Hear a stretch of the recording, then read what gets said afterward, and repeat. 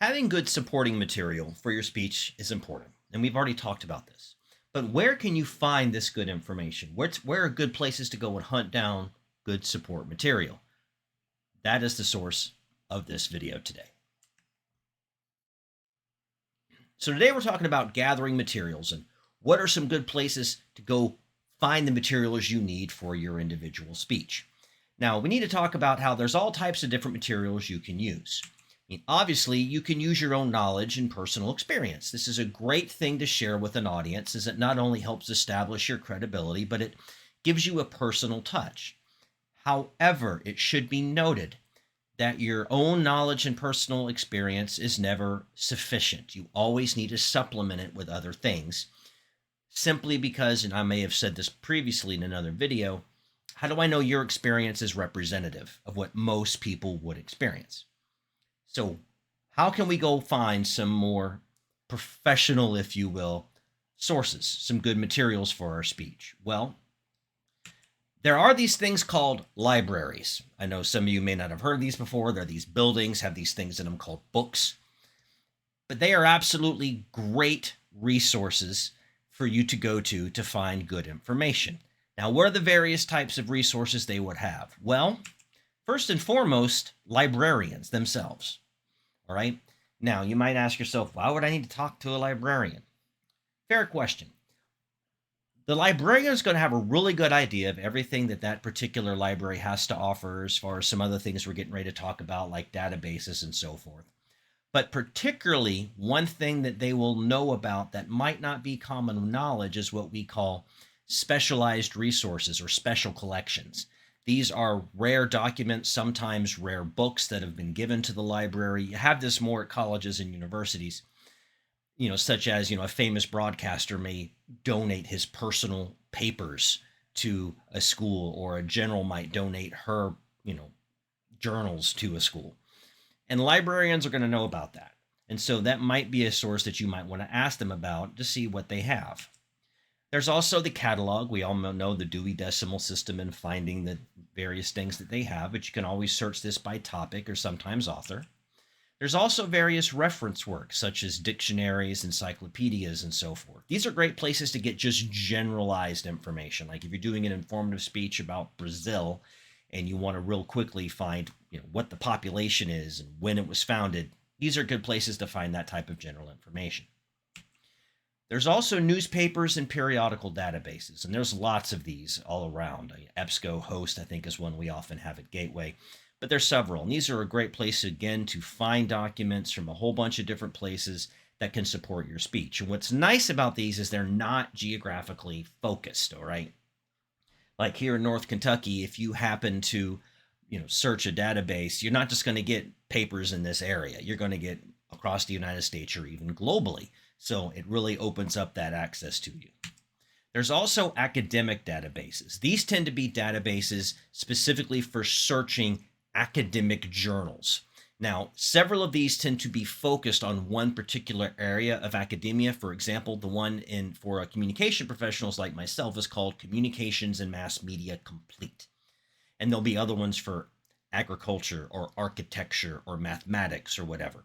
But if you really need some good peer-reviewed stuff, this is a good place to go. Now, one thing to be aware of is a lot of the journals you find, they're going to be very credible, but they're going to be a lot of them may be written in academese, an academic type speak. So you may have to, look a little bit and kind of maybe look up some words, or be really careful about maybe needing to rephrase these sources in your own terms so your audience can understand. Well, what else do we have? Well, I'm not stupid enough to think the vast majority of you are actually going to physically go to a library. That's because we have this great thing we call the internet. And the internet presents lots of advantages. From your own house, you can do your research in your PJs, all kinds of neat stuff. You don't have to make photocopies a lot of times. You can just save PDFs. But one of the big things the internet does provide is global availability. One of the great things about the internet is it really expands the geographical location, if you will, of where you can find things. You can look at libraries. You may live in Kentucky, but you could look possibly at the New York Public Library in New York City. You can look at the Library of Congress. You can look at things and websites and organizations in other countries to really give you a broader global perspective. So this is really good. And like I said, you cannot beat the ease of access of being able to do it on your phone or whatever. And I understand this is where most of you will go. And again, it's a great place to find all types of specialized resources. Now, one thing you do need to keep in mind, especially with the internet, is you need to be sure that you are effectively evaluating the documents that you find, okay? This isn't going to be as big of a deal in a library, particularly a library on a college campus, but on the internet, these are things you need to think about. And the first one of these is authorship. Who wrote this thing? What are his, her, or their qualifications for being considered credible on this particular subject? So you may need to do a little bit of research about an author just to find out why they might be credible. Because again, anybody can have a website. Anybody can post a blog. That doesn't necessarily mean they're a credible source. Sponsorship is another one. See, oftentimes you might find good information that doesn't have an exact author. Example of these are like government websites where you might find good information about, whatever, like the Kentucky Unbridled Spirit ad campaign. You can find a whole page on that on Kentucky's government's website that explains what it is and what it's trying to do. But there's no author listed. But that's okay because the sponsoring organization is the state of Kentucky. So the potential you have here is you can't find the author, who's the sponsor? And even if you can't find the author, think about who that sponsoring organization is. Because one of the things that's good about a sponsoring organization is most of the times you will have an editor. Somebody whose job it is to stand between a writer and publication. They make sure this stuff is good, it's written well, it's fact-checked, all that stuff. And a good sponsoring organization can help you find that stuff. And then lastly, and this is an important one, recency. How recent is the information? Point of fact, if you find an article about the diplomatic relations between Russia and Ukraine that was written a year or two ago, it's probably not up to date because there's been some developments in that area. Okay? So think about when you find a document and you know how old it is. Sometimes it's going to be fine if it's a couple years old. But think about, has stuff happened between when this was published and now that could really change the value of that particular content within that actual document. So recency is always something to think about and how that can change based on current and world events. Well, outside of these, is there any other places you can get information? Yes, a research interview. Now, this is when you interview somebody to get information on a particular topic. And these can be fantastic ways for you to get special niche information if you have access. Common example is for the informative speech. A lot of people will do a speech on how to make such and such dish. And they're like, well, how can I get a source? Well, were you taught it by your mom, dad, or your uncle? Yeah. Interview them. Cite it as an interview, and they can give you that information. But maybe you have, your parents happen to know the fire chief of Cincinnati or the superintendent of schools or whatever. This would be a good place to get some of that information that you specifically need because you can ask those questions and get specific answers. But you want to keep a couple of guidelines in mind if you decide to do a research interview. Number one, be polite. Remember, you're doing a research interview for a speech. You're not an investigative reporter from the New York Times trying to crack some massive scandal. You're doing a speech, okay? So be polite and be prepared ahead of time. Don't go in there and wing it, okay? Come in prepared, know about the person, know their background, and really think about the questions and have those set of questions pre-planned. And now you might need to ask follow-ups and you might go places as the interview progresses, but minimally have that good set of questions before you start.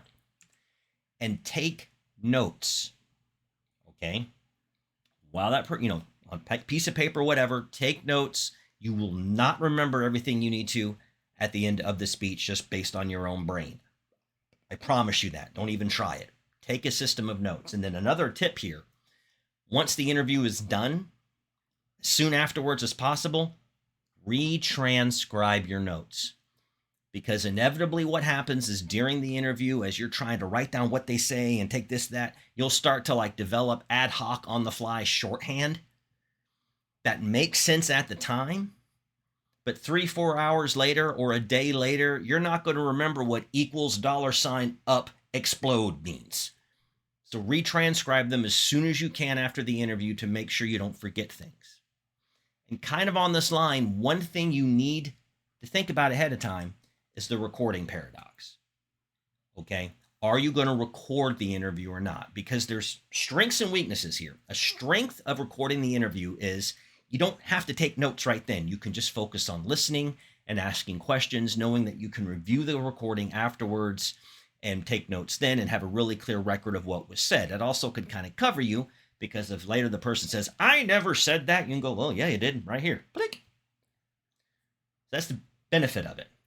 Drawback, though, is sometimes, depending on your topic and who you're interviewing, if they know they're being recorded, you might not get as much honesty in their answers. You might have people talking around your questions versus actually answering them.